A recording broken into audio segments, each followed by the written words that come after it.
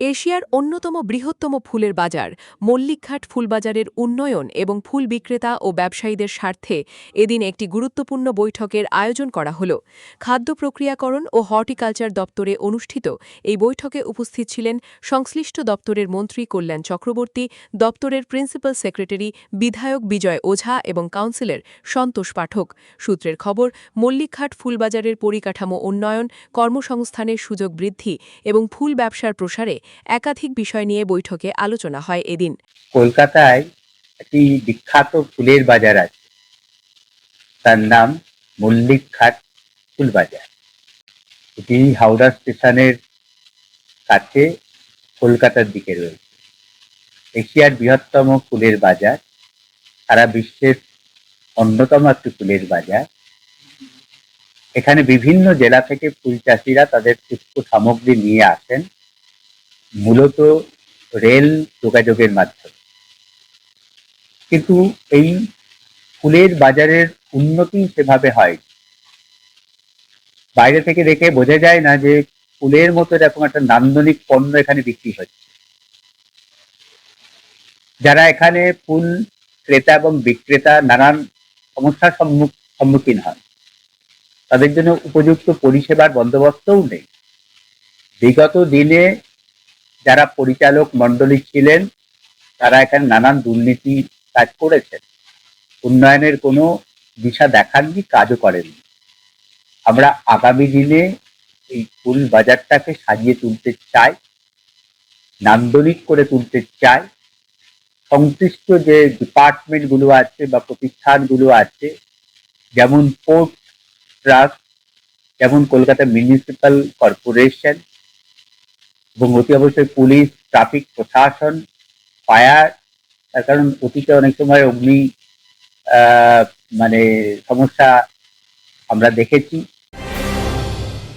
উত্তর 24 পরগনা ও তার আশপাশের এলাকার মানুষের সেবায় ক্যাথ ল্যাবের মতো অত্যাধুনিক সুবিধা নিয়ে পরিষেবায় ব্রতী সারদা মাল্টি স্পেশালিটি হাসপাতাল।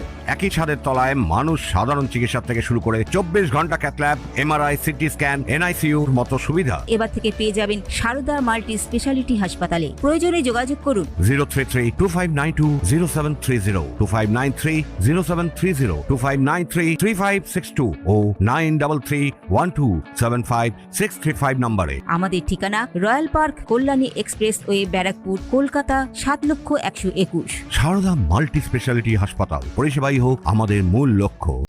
অতএব এখানে ফায়ার ডিপার্টমেন্টকে সক্রিয় রাখতে হবে, এমনকি আগামী দিনে পরিবেশ দপ্তর এবং সংশ্লিষ্ট অন্যান্য যা দপ্তর রয়েছে, তাদের সক্রিয় সহযোগিতায় সামগ্রিক সিদ্ধান্তে এই বাজারটাকে নতুন করে আমরা সাজিয়ে তুলব এবং ফুল মানচিত্রে অতি অবশ্যই একটা দর্শনীয় স্থান হয়ে উঠবে।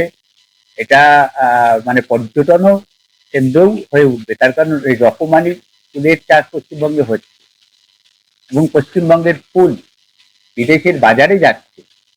আগামী দিনে আমাদের লক্ষ্য এখানকার ফুলকে যথাসম্ভব রপ্তানির মাধ্যমে বৈদেশিক মুদ্রা অর্জন করা।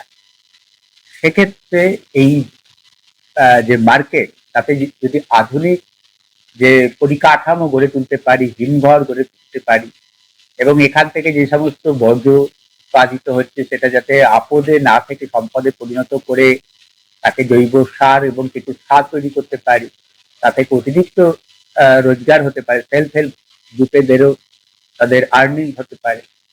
অর্থাৎ এই বাজারকে নবরূপে সাজানো, ঐতিহ্যবাহী এই বাজারকে নতুন করে গড়ে তোলার শপথ আমরা গ্রহণ করেছি।